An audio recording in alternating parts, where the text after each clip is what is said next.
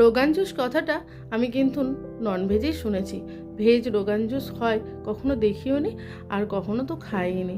তাই বাড়িতে এটা আমি মাঝে মাঝেই বানাই, আজকে একটু সবার সঙ্গে শেয়ার করছি। এর জন্যে টাটকা এঁচোড়টা নিতে হবে, যে এঁচোড়টা একদম আঠা পড়বে সেই এঁচোড়টা নিতে হবে। সেই এঁচোড়টা ডুমো ডুমো করে কেটে নিয়েছিলাম। এবার তাতে নুন দিয়ে নিলাম আর অল্প হলুদ দিয়ে এটাকে 2টো সিটি দিয়ে নেব। রতনজোত রুট নিয়েছিলাম 2টো, এটা কিন্তু বাজারে অ্যাভেলেবেল পাওয়া যায়, রতনজোত রুট বললেই কিন্তু পাওয়া যায়। একটু আদা বাটা দিতে হবে আর কিছুটা বড় এলাচ আর ছোট এলাচ হামলদিস্তার মধ্যে ভেঙে নিলাম। বেশ কিছুটা সর্ষের তেলের মধ্যে আলুটাকে আমি ভেজে নেব, একটু লাল লাল করেই ভেজে নেব, তাহলে খেতে খুব সুন্দর হবে। অল্প নুন দিয়ে একটু লাল লাল করে ভেজে তুলে রাখলাম। তারপর ওই তেলেই এঁচোড়টাও একটু ভেজে নেব। এঁচোড়ের উপরেও একটু হালকা একটু নুন ছড়িয়ে ভাজবো, তাহলে এঁচোড়ের ভেতরে নুনটা খুব ভালোভাবে ঢুকে যাবে। আর এঁচোড়টা কিন্তু খুব সিটি দিয়ে একদম সিদ্ধ করে নিলে হবে না, 80% মতো সিদ্ধ করতে হবে। এবার গোটা গরম মশলা ফোড়নে দিলাম আর বড় এলাচটাও যেটা থেতো করে রেখেছিলাম সেটা দিয়ে দিলাম, ছোট এলাচটাও দিলাম। এবার ওই তেলের মধ্যে জিরে ফোড়নও দিলাম। ফোড়নটা খুব ভালোভাবে হয়ে গেলে গ্যাসের ফ্লেমটা কমিয়ে দিয়ে 2 চামচ কাশ্মীরি লঙ্কা দিয়ে খুব ভালোভাবে নাড়াচাড়া করব। তারপর তার মধ্যে দিয়ে দেব আদা বাটা। আদা বাটা দিয়ে খুব ভালোভাবে কষতে থাকবো যতক্ষণ না আদার কাঁচা গন্ধটা চলে যায়।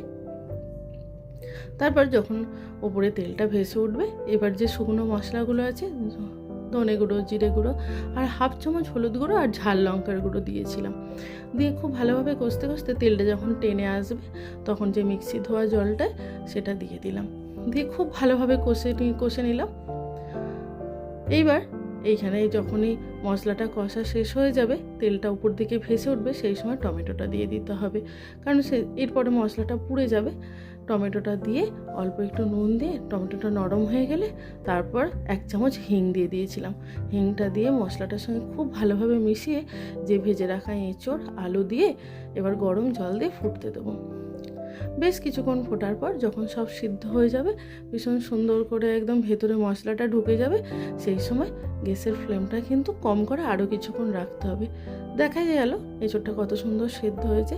পরিমাণ মতো নুন দিতে হবে আর স্বাদের ব্যালেন্সের জন্য অল্প একটু চিনি দিয়েছিলাম।